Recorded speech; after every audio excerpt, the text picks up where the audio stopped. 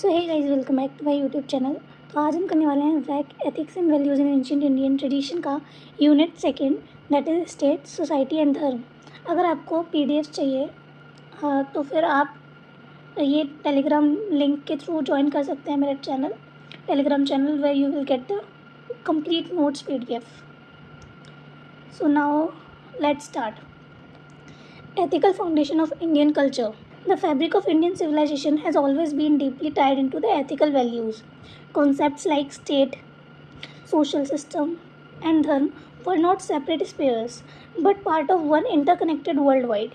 यानी कि state, social system and धर्म, ये जो सारी चीज़ें हैं ये अलग अलग नहीं थी बल्कि एक दूसरे से जुड़ी हुई थी. These principles did not just shape institutions but also they influenced how people lived. यानी कि जो लोग थे उनके लिविंग स्टैंडर्ड्स को भी ये इन्फ्लुएंस करता था.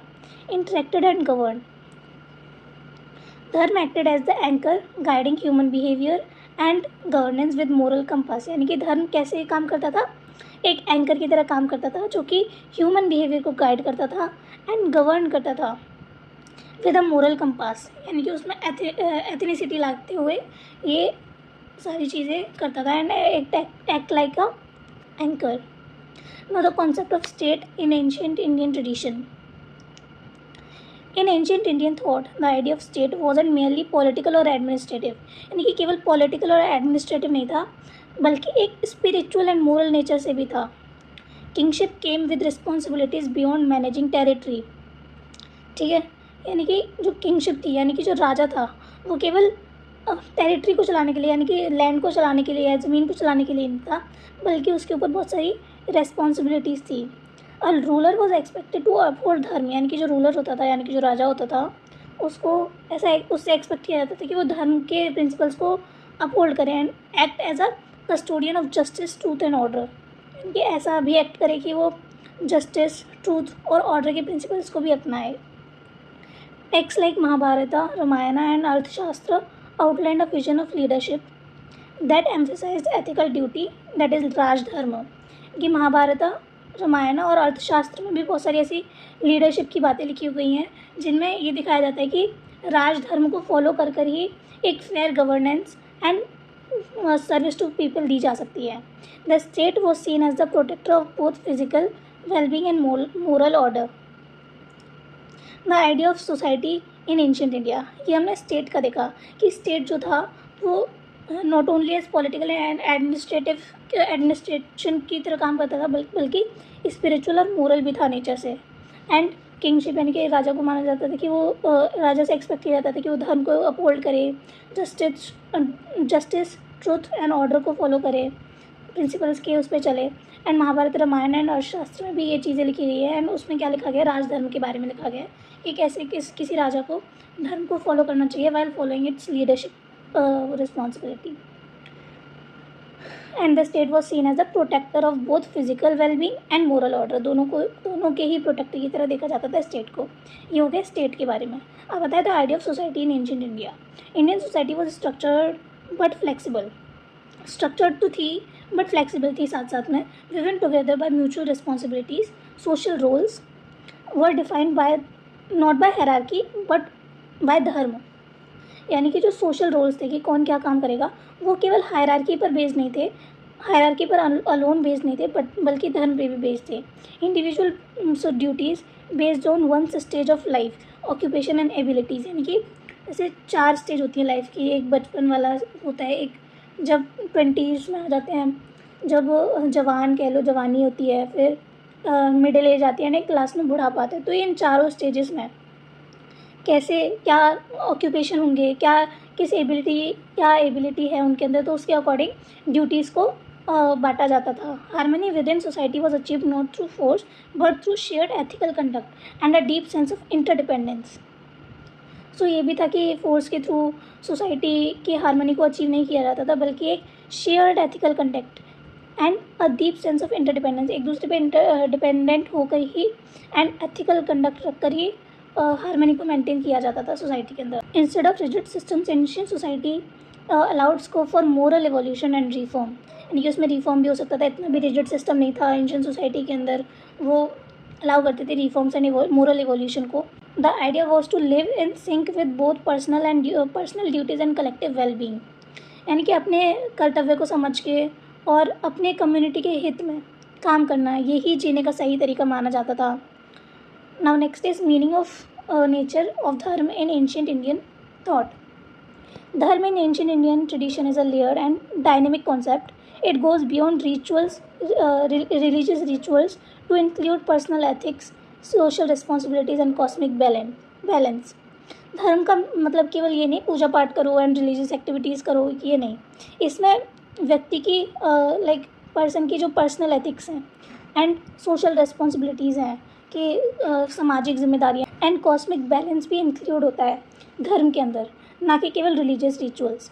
It's about doing the right thing in the right way, सही चीज़ को सही तरीके से करना. It's all about that depending on one's role, time and context. Found in sources like Vedas, Upanishads, Manusmriti and Bhagavad Gita, dharma was never won size fit all. It changed with circumstances and emphasized intentions, righteousness and balance, both within the self and in the world. And ये जो धर्म का concept आता है वो हमने देखा है बहुत सारे सोर्सेज में लिखा हुआ, जैसे कि वेदास, उपनिषदास, मनुस्मृति, भगवद गीता. बट ऐसा नहीं था कि एक ही कॉन्सेप्ट जो है वो सब में फिट बैठ जाएगा, हर एक किसी में आ जाएगा, बल्कि ये चेंज होता रहा सर्कमस्टांसेस पे. जैसे जैसे एम्फेसाइज इंटेंशन, यानी कि क्या इंटेंशन के साथ वो काम किया गया है, उस पर righteousness and balance, both with in the self and in the world. Balance किसके बीच में? खुद के बीच में एंड ब्रह्मांड के बीच में. मतलब जो भी बैलेंस बना के रखना, उसके अकॉर्डिंग ये चेंज होता रहा जैसे जैसे सर्कमस्टांसेस आए. एंड अगर कोई काम गलत भी किया तो उसके पीछे इंटेंशन क्या था, तो ऐसे चेंजेस होते रहे. ऐसा नहीं था कि ये एक ही बार में फिट हो गया सोसाइटी के अंदर सबके अकॉर्डिंग. ये चीज़ थी.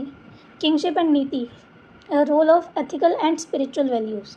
इन ancient India kings were not only administrators, they were expected to be moral role models. यानी कि अगर किंग जो चीज़ें फॉलो कर रहा है, वही उसके जो डिसाइपल्स हैं, वही उसके जो प्रजा है वो फॉलो करेगी. तो इसलिए उसको केवल एडमिनिस्ट्रेटर की तरह नहीं देखा जाता था, बल्कि ऐसा देखा जाता है role model, moral role model, कि जो वो चीज़ें करेंगे वही बाकी लोग भी करेंगे. द कॉन्सेप्ट ऑफ नीति और righteous policy required rulers to lead with wisdom, compassion and fairness. यानी कि जो एक कॉन्सेप्ट है नीति का, ये क्या करता है, नीति को ही राइटियस पॉलिसी कहते हैं कि इस तरह से सही तरह से काम करना चाहिए. तो रूलर्स को ये होता था कि नीति की हेल्प से वो समझ पाते थे कि कैसे लीड करना है, विजडम के साथ, कंपैशन के साथ एंड फेयरनेस के साथ. कभी किसी के साथ गलत ना हो जाए, ये इसके अकॉर्डिंग. क्योंकि रूलर्स को डिसीजन लेना होता था. अगर कुछ भी चीज़ हुई है, कोई भी प्रॉब्लम हुई है उनके किंगडम में, तो वो कैसे लीड करेंगे, विजडम, कंपैशन एंड फेयरनेस के साथ. ये चीज़ें कौन सिखाता था? नीति. नीति क्या है? Righteous policy. A good king prioritize the wellbeing of all subjects, यानी कि सारे ही जो लोग हैं सोसाइटी के अंदर, प्रजा के अंदर, उनकी उसको प्रायोरिटाइज करना ही एक गुड किंग के लक्षण है. इंश्योर जस्टिस, उनके लिए जस्टिस इंश्योर करना है. एंड रेजिस्टेड पर्सनल ग्रीड, खुद का फ़ायदा ना देख के, ईगो में आके कोई भी फैसला ना लेना, बल्कि जस्टिस दिलाना लोगों को. Text like Arthashastra advised king to be sharp minded yet humane, यानी कि शार्प माइंड होने के साथ साथ, शार्प माइंडेड होने के साथ साथ एक थोड़ा सॉफ्ट कॉर्नर भी रखे, इंसानियत वाली चीज़ भी रखे अपने अंदर. ठीक है. Historical figures like Ashoka embodied these ideals, showing that power combined with ethics can transform entire civilisations. ठीक है. यानी कि पावर जो है, अगर वो एथिक्स के साथ मिल जाए तो वो पूरी सिविलाइजेशन को ट्रांसफॉर्म कर सकता है. एंड ऐसे किंग कौन रहे थे? अशोका. क्योंकि जो चाणक्य थे, उन्होंने अर्थशास्त्र के थ्रू उन्हें सिखाया था बहुत सारी चीज़ें अशोका को. So these ideals were embodied by Ashoka. Concept of danda in ancient Indian thought. Danda यानी कि punishment was not meant to instil fear but to preserve justice. यानी कि डर बैठाने के लिए दंड नहीं दिया जाता था, लेकिन जस्टिस देने के लिए दंड दिया जाता था. In ancient Indian political philosophy, punishment was necessary to uphold dharma and social order, धर्म और सोशल ऑर्डर को बनाए रखने के लिए पनिशमेंट ज़रूरी होती थी। It act as corrective tool rather than a destructive force, यानी कि सही करने का तरीका माना जाता था इसे, ना कि बिगाड़ने की फोर्स, ठीक है, डिस्ट्रक्टिव फोर्स की तरह नहीं देखा जाता था। The idea was to prevent chaos by establishing a fair system of accountability. Laws were designed to ensure proportionality. Punishments fit the crime and aimed to reform, not just penalize. The goal was always to maintain societal balance with fairness and wisdom. वही है कि दंड का basic concept उनका गोल क्या रहता था दंड देने का, कि वो सोसाइटी में बैलेंस बना कर रखे विद फेयरनेस एंड विजडम, ठीक है। एंड इसके लिए बहुत सारे लॉज भी बनाए जाते थे पनिशमेंट्स के, कि कौन सी पनिशमेंट किस क्राइम के लिए देना सही होगा, ठीक है। एंड ये जो पनिशमेंट्स होती थी ये रिफॉर्म भी करी जा सकती थी, तो ये टाइम के अकॉर्डिंग, तो ये चीज़ थी। नाउ द आइडिया ऑफ राष्ट्र।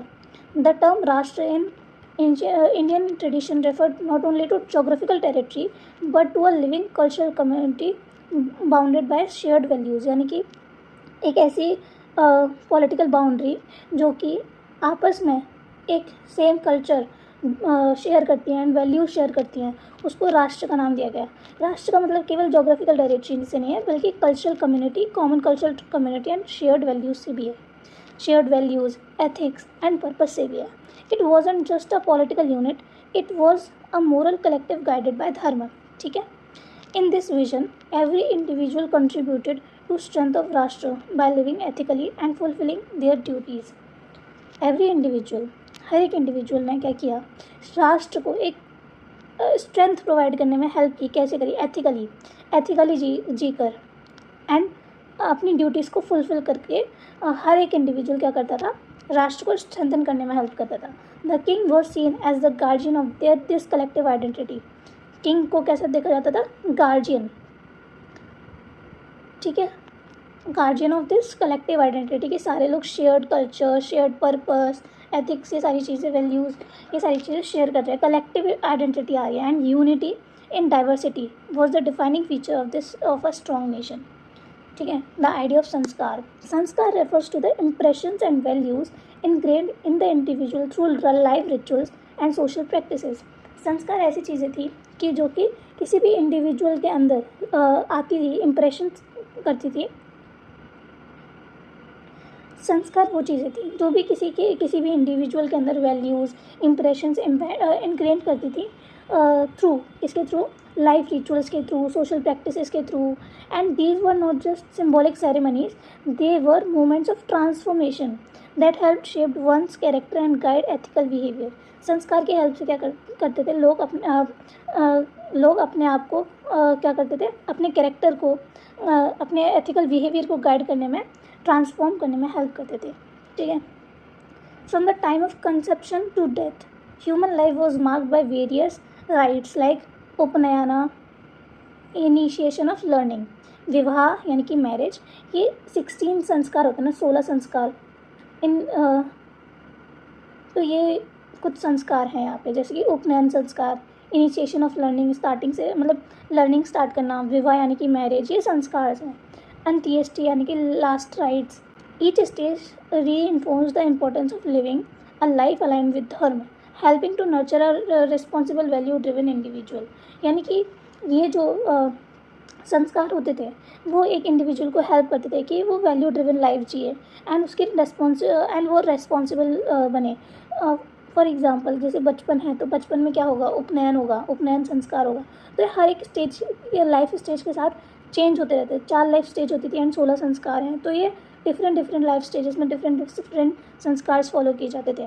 जैसे मैरिज है तो मैरिज अर्ली 20s में होगी, या जो भी उस टाइम पे स्टेज डिसाइड की जाती थी कि इस स्टेज पे ये संस्कार फॉलो किया जाना है। Social cultural value of ancient India. The overall cultural environment of ancient India was rooted in ethical values, respect for tradition and a commitment of social harmony, ठीक है। सोशल एंड कल्चरल एनवायरनमेंट ऐसा ही था कि इसमें ethical values हो, respect for tradition हो, commitment to social harmony हो, peace बना के रखी जाए। Dharma acted as a thread time together rulers, citizens and institutions. धर्म क्या था? एक थ्रेड की तरह काम किया जिसने किसको जोड़ कर रखा? रूलर्स को, सिटीजन्स को एंड इंस्टीट्यूशंस को। This ethical ecosystem allowed for both spiritual growth and social order. From families to states, from education to justice, every aspect of life was guided by shared moral frameworks. ठीक है. This resulted in civilization where ethical living was not optional but essential. Ethical living जो थी, ऐसा नहीं था कि जिसका मन हो वो करे, जिसका नहीं हो वो मत करे, बट कि एसेंशियल थी एक सोशल हार्मनी बनाने के लिए. ठीक है.